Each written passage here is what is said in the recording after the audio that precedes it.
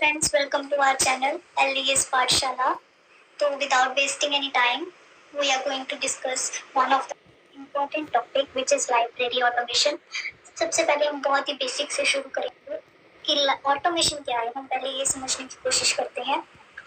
इधर मैंने बहुत ही इजी पॉइंट्स आपके लिए पिक किए हैं कि जब हम हमारी एक्टिविटीज़ को परफॉर्म करने के लिए मशीनरीज का यूज़ करते हैं टू रिड्यूस मैन पावर और टाइम को रिड्यूस करने के लिए उसको ऑटोमेशन कहा जाता है। नीचे मैंने दो डेफिनेशंस पिक की हैं आपके लिए। तो पहली definition encyclopedia of library and information science से पिक की है और दूसरी है द ऑक्सफोर्ड इंग्लिश डिक्शनरी से आपके लिए डेफिनेशंस लेकर आई हूँ। आप इसको ज़रूर यूज़ करिएगा। उसके बाद इन द एंड आपको इधर बहुत ही इजी भाषा में लिखा दिखाई दे रहा होगा कि automation is the use of machine control system and information technologies to optimize productivity in the delivery of service. So हमारे प्रोडक्टिविटी को इंक्रीज करने के लिए, डिलीवरी ऑफ सर्विस को इंक्रीज करने के लिए जब हम machine control systems and information technologies का यूज करते हैं तो उसको ऑटोमेशन कहा जाता है। So moving to our next slide which is library automation। इससे पहले मैं आपको लाइब्रेरी का मतलब समझाना चाहती हूँ। हालांकि ये वर्ड हमें पता ही होगा, हम विजिट भी किया, बहुत लोगों ने विजिट भी करते होंगे लाइब्रेरी अपने डेली रूटीन में। तो उस लाइब्रेरी क्या है कि लाइब्रेरी एक रूम और बिल्डिंग को कहते हैं जिधर कलेक्शन ऑफ डॉक्यूमेंट्स को रखा जाता है। ठीक है, तो उसके बाद हम चलते हैं लाइब्रेरी ऑटोमेशन में। So library automation refers to the use of computers to keep track of all the books that are issued, returned and added in the library. So library में जितने भी बुक्स इशू होती हैं, return होती हैं, collection में add होती हैं, उन सबको ट्रैक करने के लिए, उन सबका डाटा रखने के लिए जब हम लाइब्रेरी के अंदर कंप्यूटर्स का यूज़ करते हैं, ऑटोमेशन सॉफ्टवेयर्स का यूज़ करते हैं, तो उसको लाइब्रेरी ऑटोमेशन कहा जाता है। सो लाइब्रेरी ऑटोमेशन को हम दूसरे नाम से भी जानते हैं जो है लाइब्रेरी मैनेजमेंट सिस्टम। ये एक यूज़र फ्रेंडली सिस्टम है और ये प्रॉपर बुक्स को मैनेज करने के लिए क्रिएट किया जाता है लाइब्रेरी में। तो हालांकि आपको बेस समझ में आ ही गया होगा। इधर अगेन नीचे मैंने आपके लिए 2-3 पॉइंट और ऐड किए हैं कि आपको एक अच्छे से समझ आ जाए, आपका बेस बहुत ही अच्छे से बन जाए कि library automation is a process of using machineries in the library to easy working and saving of human power and time. So human power and time को सेव करने के लिए, अपने वर्क को इजी बनाने के लिए लाइब्रेरी में जब हम मशीन्स का यूज़ करते हैं, है ना, कंप्यूटर भी एक मशीन ही है ना, तो मशीन्स का यूज़ करते हैं तो उसको लाइब्रेरी ऑटोमेशन कहा जाता है।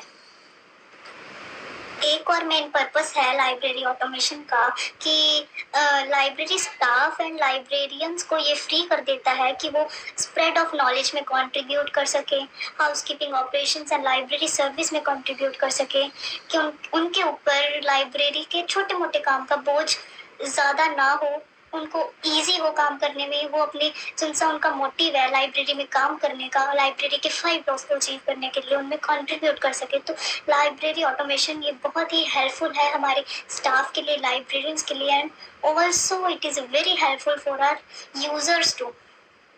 तो लास्ट में मैंने बहुत ही सिंपल लैंग्वेज में आपके लिए लिखा है कि when we use machineries for processing, storage of data and information and retrieval of information etc. with the help of machineries is called library automation। जब हम मशीन का यूज़ करते हैं प्रोसेस करने के लिए, स्टोर करने के लिए डाटा, है ना, इंफॉर्मेशन, सो उसको लाइब्रेरी ऑटोमेशन कहा जाता है। मैं आशा करती हूँ कि आपको समझ में आ ही गया होगा कि ऑटोमेशन किसको कहते हैं और लाइब्रेरी ऑटोमेशन किसको कहते हैं। So moving to our next slide which is need and purpose of library। तो अब हम इधर जानने की कोशिश करते हैं कि लाइब्रेरी ऑटोमेशन की क्या ज़रूरत है और उसके पर्पसेस क्या हैं। तो हम सब जानते ही हैं कि आज के टाइम में इंफॉर्मेशन एक्सप्लोजन हो रहा है, इंफॉर्मेशन बहुत ही तेज़ी से इंक्रीज कर रही है एंड कॉम्प्लेक्स डिमांड देखने को मिल रही है लाइब्रेरी यूजर्स की साइड से। तो उसकी वजह से लाइब्रेरी ऑटोमेशन की नीड बहुत ही ज़रूरी आज के टाइम में हो जाती है। तो हम 1 by 1 हम पॉइंट्स को देखेंगे कि सबसे पहले हम बेसिक से शुरू करेंगे कि ये टाइम को बचाता है लाइब्रेरी यूजर्स के, रीडर्स के और स्टाफ के। उसके बाद ये ऑपरेशंस को एफिशिएंसी प्रोवाइड करता है, इंक्रीज करता है एफिशिएंसी। इफ हमारे काम को, लाइब्रेरी के सर्विसेज को इफेक्टिव एंड एक्यूरेट बनाता है। ये रिमोट यूजर्स को एसेसिबिलिटी प्रोवाइड करता है, लाइब्रेरीज के यूजर्स को, पैट्रन्स को, यूजर्स को, रीडर्स को सेटिस्फाई करने में मदद करता है। नेटवर्क सिस्टम एंड रिसोर्सेज का इजीली एक्सेस प्रोवाइड करता है और लाइब्रेरी के रिसोर्सेज को फिजिकली एंड डिजिटली मैनेज करने में काम आता है। Last but not the least which is very very important कि ये एस.आर. रंगानाथन के द्वारा दिए गए 5 laws of library and information science को अचीव करने में बहुत ही ज़्यादा हेल्पफुल है।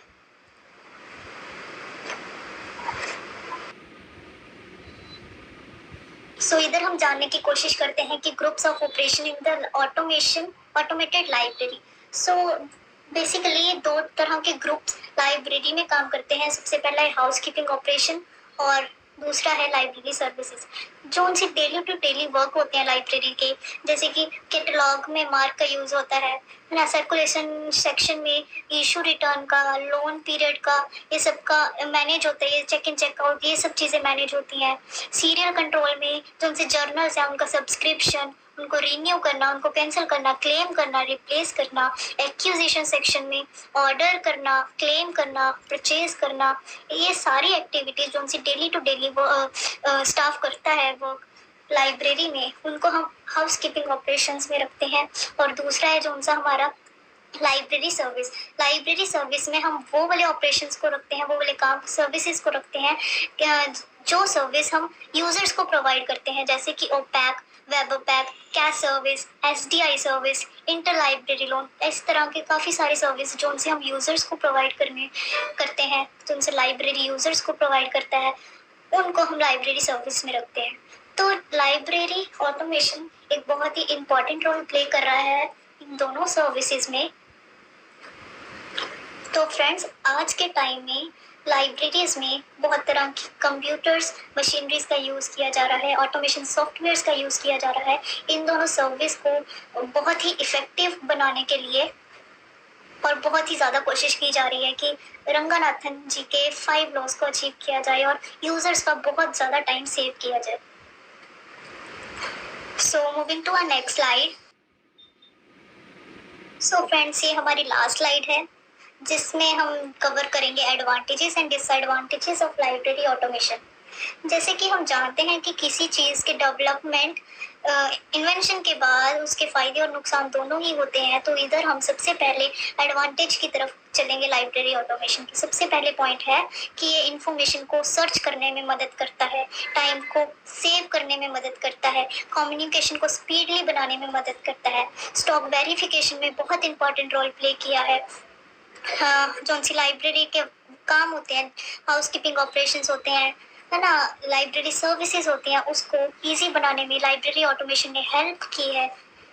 रिसोर्स शेयरिंग में बहुत हेल्प की है, लाइब्रेरी स्टाफ को मोटिवेट रखने में बहुत हेल्प की है, ह्यूमन रिसोर्स को डेवलप करने में लाइब्रेरी ऑटोमेशन बहुत ही इम्पॉर्टेंट रोल प्ले कर रहा है।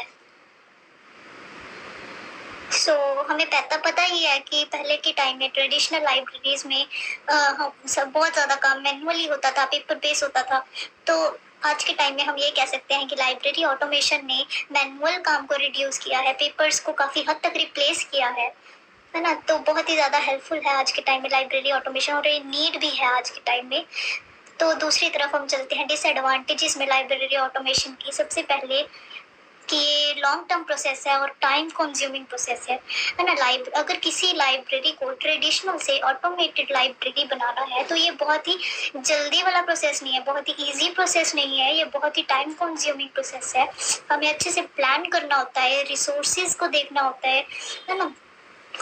हमें स्पेस चाहिए होती है, तो काफ़ी सारी चीज़ों को ध्यान में रखते हुए फिर हम लाइब्रेरी ऑटोमेट करते हैं, और ये बहुत ज़्यादा लंबा प्रोसेस है। दूसरा पॉइंट है कि फाइनेंशियल एक्सपेंसेस, है ना। जैसे कि आज के टाइम में हम जानते हैं कि सबसे बड़ी प्रॉब्लम आज के टाइम में लाइब्रेरीज की है कि वो बजट बहुत बहुत ही कम है आज के टाइम में लाइब्रेरीज का। ये बजट प्रॉब्लम आज के टाइम में लाइब्रेरीज फेस कर रही हैं, पर दूसरी तरफ इंफॉर्मेशन भी लगातार बढ़ती जा रही है, तो उन सब चीज़ों को मैनेज करने के लिए पैसा तो चाहिए ही। और लाइब्रेरी ऑटोमेशन में वेरियस टाइप्स की मशीन्स यूज़ होती हैं, इलेक्ट्रिसिटी यूज़ होती है, इन सब का बिल भरना होगा, है ना। मशीन्स को रिपेयर सर्विसेज की ज़रूरत होती है उनको खरीदने के लिए, और लाइब्रेरी ऑटोमेशन सॉफ्टवेयर्स का यूज़ करने के लिए तो फाइनेंशियल एक्सपेंसेस तो लगेंगे ही। तो ये हम कह सकते हैं कि एक डिसएडवांटेज है कि बहुत सारा पैसा लगेगा लाइब्रेरी को ऑटोमेट करने के लिए। फिर है कि कॉन्टिन्यूस स्टाफ ट्रेनिंग रिक्वायर होती है। अगर किसी भी लाइब्रेरी में लाइब्रेरी ऑटोमेट करना हो तो हम ये कह सकते हैं कि अगर लाइब्रेरी का स्टाफ ट्रेंड नहीं है, उनको मशीन्स यूज़ नहीं करनी आती, सॉफ्टवेयर्स यूज़ नहीं करना आता, तो वो कहीं ना कहीं लाइब्रेरीज के यूज़र्स को अच्छी सर्विस प्रोवाइड नहीं कर सकते। तो उनके लिए कॉन्टिन्यूस स्टाफ ट्रेनिंग रिक्वायर्ड होती है। उसके बाद है सिक्योरिटी प्रॉब्लम्स। जितना भी डाटा हमारा स्टोर्ड है मशीन्स में, उसको हैक किया जा सकता है, वो डाटा लॉस्ट भी हो सकता है ना। तो ये सब चीज़ें, सिक्योरिटी प्रॉब्लम्स भी एक बहुत बड़ा डिसएडवांटेज है लाइब्रेरी ऑटोमेशन का।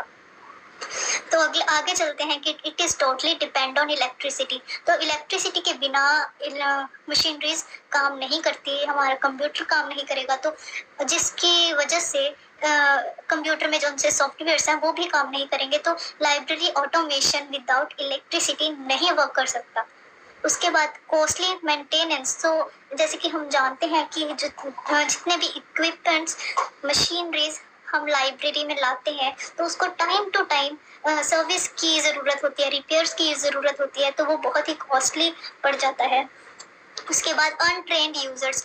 तो हम ये नहीं कह सकते कि हमारी लाइब्रेरी में जितने भी यूज़र्स आ रहे हैं उन सब को जितने मशीन्स यूज़ करनी आती होंगी, सॉफ्टवेयर्स यूज़ करने आते होंगे, तो जो उनसे अनट्रेन यूज़र हैं उनको बहुत ही बड़ी प्रॉब्लम फेस करनी पड़ती है लाइब्रेरी ऑटोमेशन में, क्योंकि वो टेक्नोलॉजीज का यूज़ नहीं जानते होते। तो गाइज ये कुछ पॉइंट्स हैं एडवांटेज एंड डिसएडवांटेज।